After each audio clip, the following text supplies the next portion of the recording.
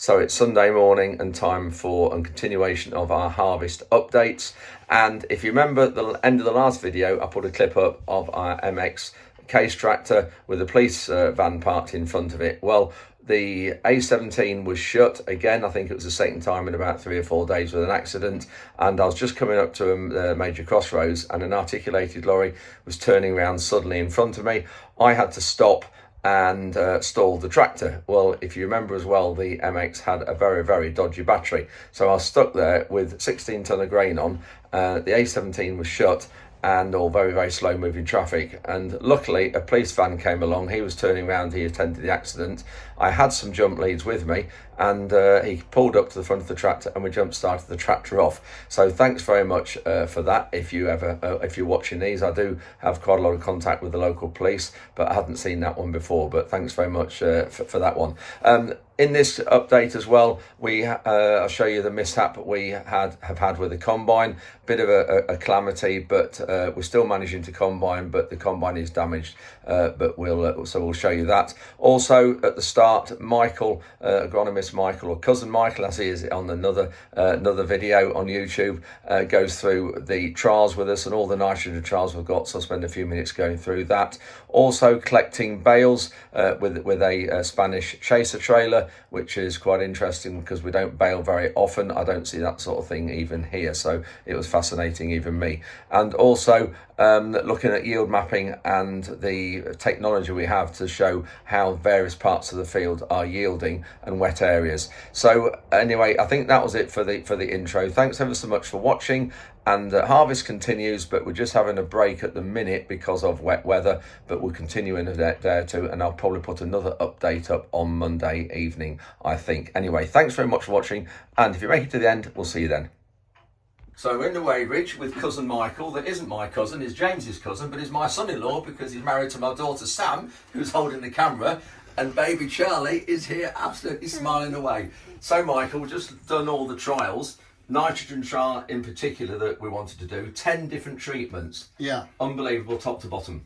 Everything from nitrogen in one go, all in one go, 2 doses of nitrogen with an inhibitor, the farm standard, which is a two or three dose. 2 treatment dose. Two treatment. One early at the end of February and one at the beginning of April, and that came out at 9.14 tonne a hectare, or 3.7 tonne an acre. There's a few novel biostimulant type products, but the big take. Shut up, boy. The big take really from this trial is the sulphur, and actually you've never applied sulphur. We've never applied sulphur before you came, Michael. Because you won't listen to a word I say. However, because we had such a wet spring, that particular field started showing really bad sulphur deficiency. Yeah.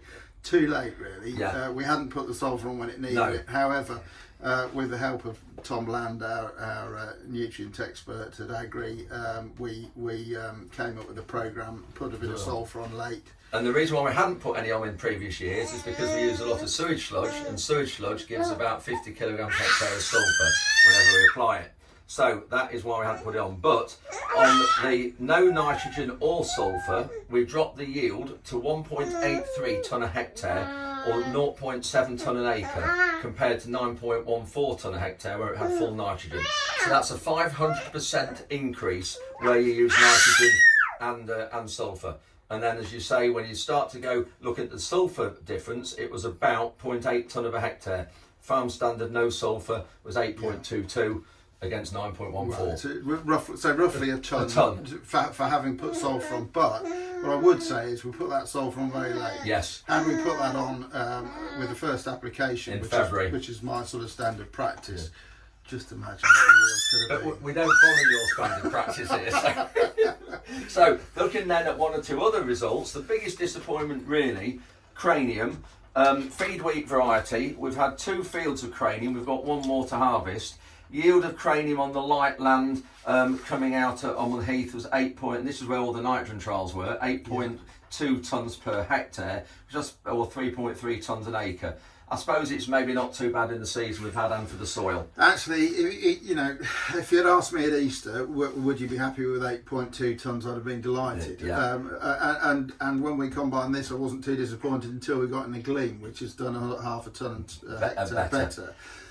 Interestingly, this particular variety, Cranium, we did suffer a little bit with mildew. And I think that is probably the severity of it, because I've got Cranium elsewhere and not had the problem. The severity of it is, I think, down to the sulphur deficiency. It wasn't a healthy plant, suffered with mildew. I suspect it's had a little bit to do with the air. And then, of course, the other disappointing thing with Cranium, which actually dragged the yield down, is the bushel weight. The bushel weight's here 66, 67, 68, really, really poor. And then when you compare that to Gleam, we've got 3 fields of another feed wheat variety Gleam we've done. Bushel weights all high 70, 78, 79, we've even got an 80 I think somewhere I've seen. And the yields here, now this field we were considering pulling it up because it had water stood on it all along. And regular viewers remember it's one of the fields that we regularly featured with water stood everywhere on it. It's come out at just over 9 tonnes per hectare, or 3.7 tonnes an acre. Which to me is absolutely staggering. It is. We walked that field several times going to Christmas, wondering whether to spray it off. Spray it off or not, and what to do. But bushel weights all in the high 70s. Another field of Gleam as well. This was after oats? Carol's towards long after oats. 9.25 tonne a hectare. So that's another good one. And then we're in the middle now of another Gleam, high at 70s bushel weight, but there's a belt done on a combine, so we haven't finished that yet. We're getting that repaired. Anyway, so all in all, until we finish the wheats, results better than expected. Hell of a lot better than expected. I don't think we can be disappointed with that. Let's not forget that there were some parts of every field pretty much that we sprayed off with Roundup because there's nothing in there. Yeah, we sprayed pat. So don't forget as well, actually, all these yields we're quoting here include the sprayed off areas, so it's for the whole field, because my view is we've drilled the whole field, and so the tonnes we're getting off it ought to be attributed to the whole field. So these include the bare patches. So anyway, and how do these figures sort of compare to Cousin James then? I can't possibly die. Yes, you can. We need to know a bit of inside info from what's happening down in Cambridge. No, we keep things secret down there. Oh, right, we're better go down and see him then and have a double act. Well, we'll go and have a look around, show you how to farm. So that's it. Thanks very much. So this is your first year, isn't it? First harvest complete. Yes, I'm very pleased that you managed to find me a few acres. And when Michael asked me if he could marry Sam, I actually said, well, I think we'll get to harvest first and just see the results of this. But actually, he twisted my arm and we relented and got married about, 2 months ago? Yeah, so no regrets. Yeah, no regrets. We'll wait and see on that one. From which one of you? So this is the problem with baling. Ruben's opened the breed up through the middle here. He hasn't quite got to the end. So he's had to pull out and cut there for the trailer to stand to unload. But then, of course, when the combine comes back up the field, he then has got all this straw to deal with as he goes through, and it can block it up. Whereas if it was chopped, it would just run over the top of it without any problem. We just had a slight mishap with the combine where Ruben was backing and Matt was turning around behind it and had a bit of a collision. It's bent the choppers and there was straw spreaders at the back, but we're all right because we're carrying on. We put it into trails, so we're going to carry on, I think, and we're okay at the minute. But if we were chopping and spreading, it wouldn't be very good. That's what's backed into the front corner of the case tractor there. You can see what it's done, how it's twisted it all. But it's not affecting us while we're putting it into trails for baling, because those spreaders just spread the chopped straw when you're chopping. So we're going to just try it to see if it affects anything, if it will work like that.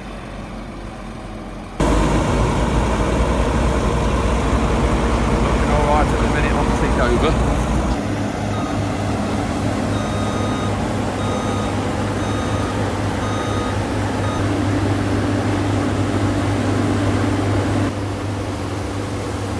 There we go.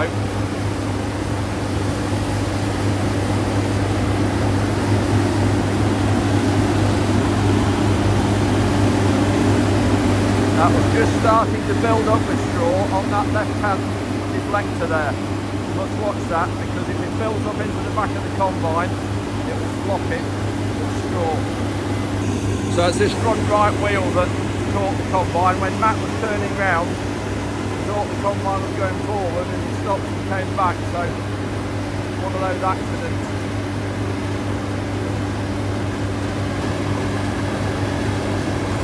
I think we're all right. Let's see here with all the dust. So I think we're okay, but we are going to have to watch that blocking because the angle at the back of the combine isn't as stunt the side that's damaged as the other side, so therefore the straw hasn't got the angle to flow off it. But because everything we're going to combine at the moment, the wheat, and we've got 2 fields of barley left, it's all going to be put into trails for baling, so we don't need those spinners at the back. I've got a little helper with me as well beside us. Hi. Oscar. And again. Again, that's right. So what's happening tonight, Oscar? I'm staying over. Oh my word. You do know that, don't you? Yes, I do know that. So Oscar is staying over tonight for the very first time, isn't it? Right. Anyway, we've just had a bit of a mishap with the combine, haven't we? Yep. But what did you just say? It's been a pain in the neck. It's been a pain in the neck. And it has. Grandpa took some videos, so you might see that. Yes, that's right. But also for the insurance company. But it just shows accidents happen, doesn't it, Oscar? But at least no one's injured, apart from metalwork and the combine, and it can be replaced. There's a spider on you. I've got a spider on me, Oscar says, so that's great. All right, so you're going to be a good boy tonight. Go to sleep. Somehow I don't think so. This is one of these really thin areas that had water stood all over all the winter. Just see how thin it is.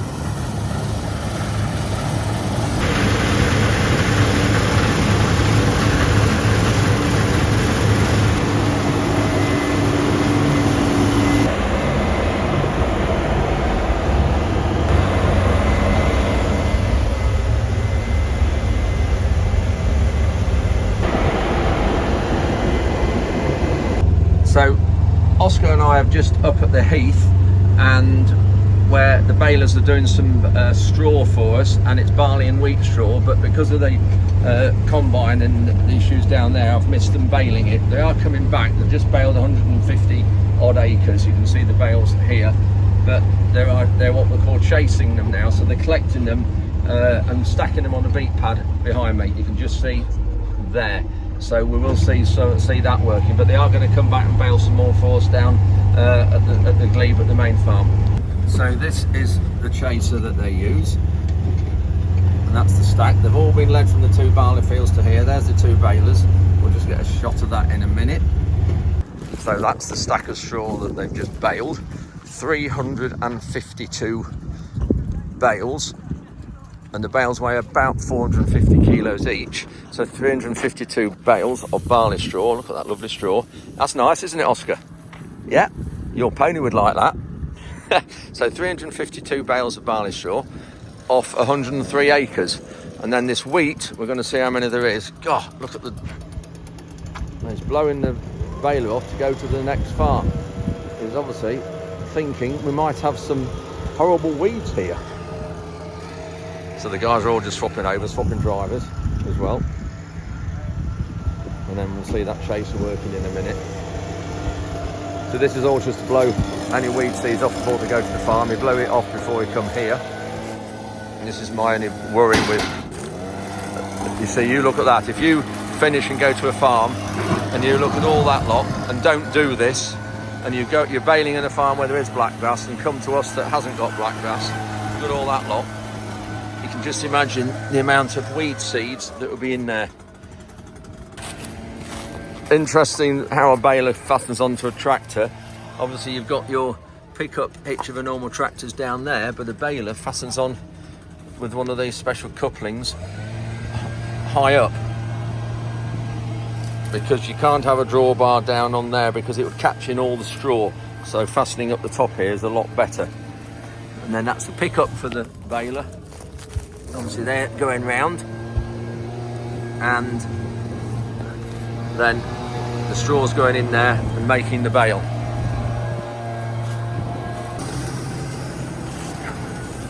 You can see, not the cleanest of jobs. God dear.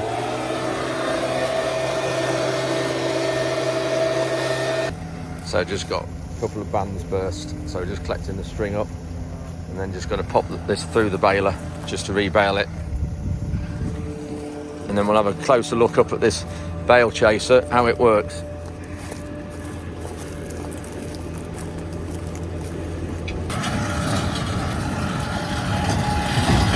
It's not like baling a complete trail because it's got big lumps it's going through. You can see, doesn't quite like it so much, but it just gets rid of these broken bales. We don't really want those left in the field. We've now got to get back to the glebe farm and the combine, and Rhonda's got everybody a pizza. And mine and Oscar's is here. Are you hungry, Oscar? Yeah. There we go. That's it. All right. Is that nice, Oscar? Is that good? Yeah. That's it. Well done. Good. So just in the combine with Reuben, and very interesting when you look at that area. It's all been stood in water, waterlogged all year. No crop there. We'll come back down there in a minute. This bit's nice and full here. And then looking on the Bayer field view system, the yield mapping, this is the field we're in now. The red areas on the iPad on the screen are the really, really low yielding areas. This is the key on the side here. You can see the green, dark green, light green, high yield, yellow, orange, middle yield, and the red's the poor yield. This is where we are at the minute. We're combining at the minute there, Baler just in the distance. But this is where we're combining at the minute, and this is tracking the combine. You can see it moving along the screen. But that just shows the variance of the field. It just shows with all the wet. The red really is where all the wet was. And the red here is along the lane side where that was all waterlogged as well. So the red really does mirror all the wet areas.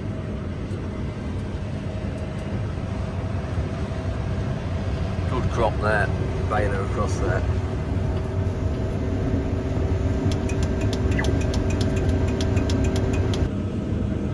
So just zoomed in a bit, and this shows you the combine. This shows as well how a field varies in yield. All the different colours are different yields. And this is where we're combining at the minute. You can see the combine moving. We're nearly at the end of the field.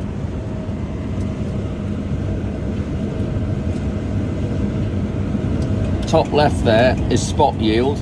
The right figure there is average yield for the field. And that includes all the areas that are wet with no crop on it.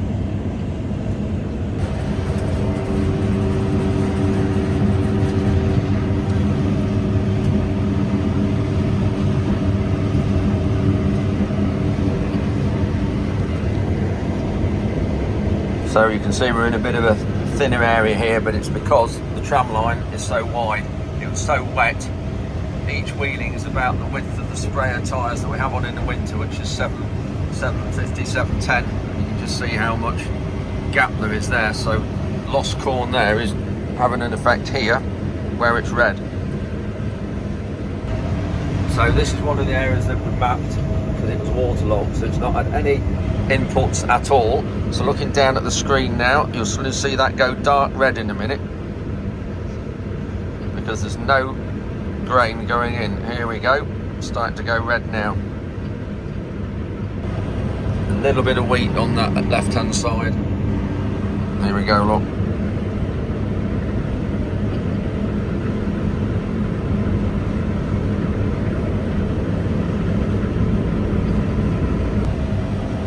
So we've got a bit more wheat here now, but still very patchy. Up there's a massive red long strip. And this is where we are now. Start to get a bit of wheat in. So we've got some slightly different colours. Shows how accurate this is. There's the yields. Top left is instant, remember.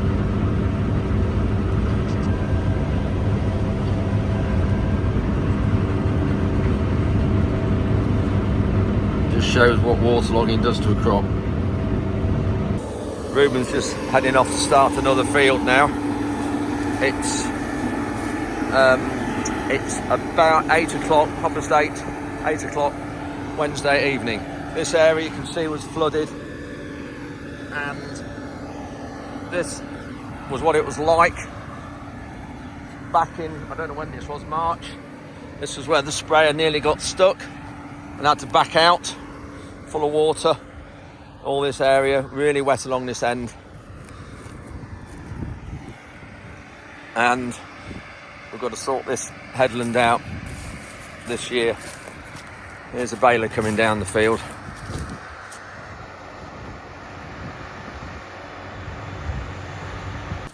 What have we got?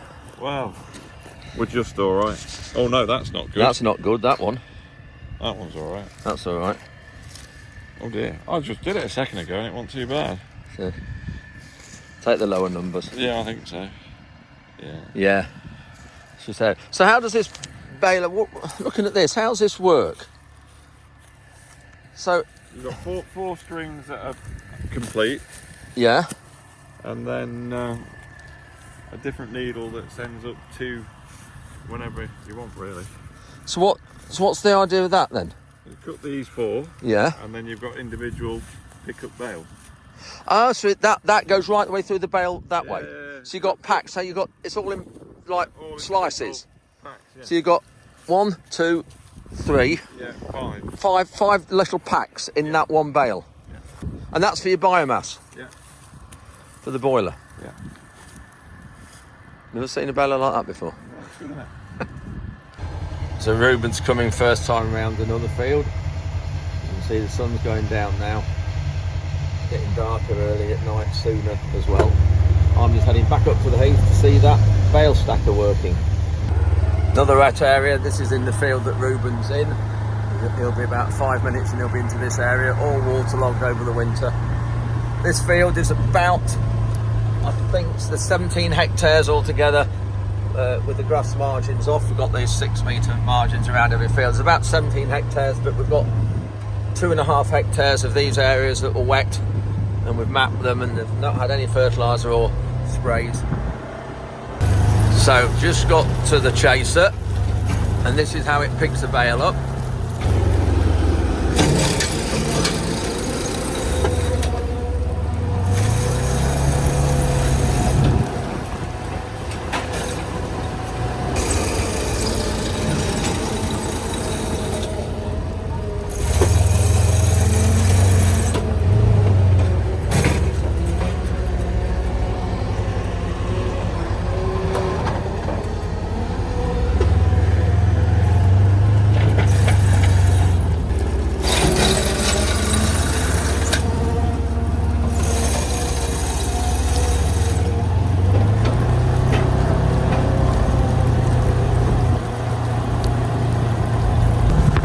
So it's full now, heading off to the concrete to stack it up vertical.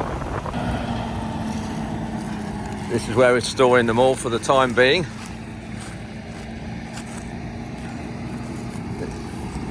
These concrete sugar beet pads, really useful.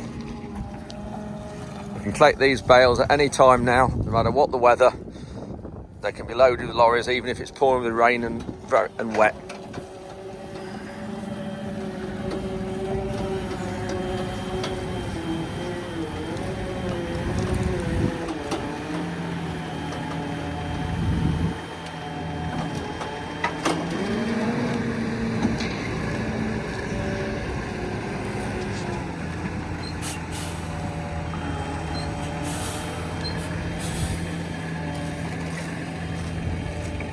Absolutely fascinating when you look at that.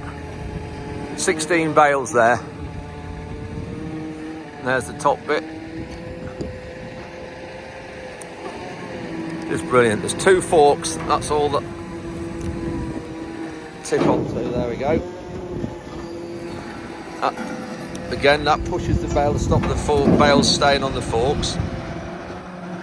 There's the roller bed in the middle. Made in Spain. What do you think, Oscar? Brilliant. Now I'm going to tip this squashing, so I'm joking though. Yeah, and where are we going now? To bed. And what are you going to have before you get to bed? You get all the dirt off? Shower. A shower. So good night, everyone. This is one of the trailer loads of bales from Jonathan's baler. That's the crone. I just checked weigh him, it's local farmer. Let's just check weighing these, so we know what tonnage of straws had off. So there's that load going out. Tom's just coming on the weighbridge with another load of wheat from this new field we've just started, and it's just starting to drizzle with rain.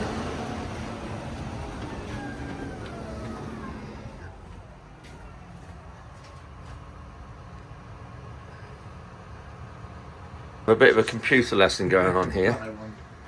Tom is educating girlfriend Elise on this spreadsheet. I want some lines putting down here between temperature and store that start at that line under gleam and go down there, and another line across there like these are here. Elise said she knew how to do it, but I'm not too sure now. I think Tom knows more. Right, let's drive it. Well, at least I've split it like you wanted it anyway. We've just had a shower of rain, so Jonathan's packed in Baling, just heading out. So it's 10 o'clock and it's Wednesday evening. We're just packing in for the night. We've not going to work too late tonight. We've had that mishap with the back of the combine, and I thought it did us good to have the break. We had half an hour, 40 minutes stop. I think it's important we all just had to just say calm down, that maybe wasn't the right word, but just sort ourselves out and just have a natter and a chat. Accidents happen, it's one of these things. There's no point in getting excited with anybody. It happens, and that's it. And I think just having a quick get together with a pizza and a bit of a chat and a bit of a laugh is what was needed earlier. And we'll see what the damage to the combine is in the winter. We can carry on as we are at the minute, because we're putting it into trails, into straw, so it'll be part of the winter service. But I'm just hazarding a guess at the minute, about £15,000 probably for that chopper unit, maybe a bit more, I don't know, we'll see. Anyway, that's it for another day. Oh dear. Oh dear indeed, Mr. Ward. Brush and dustpan at the ready.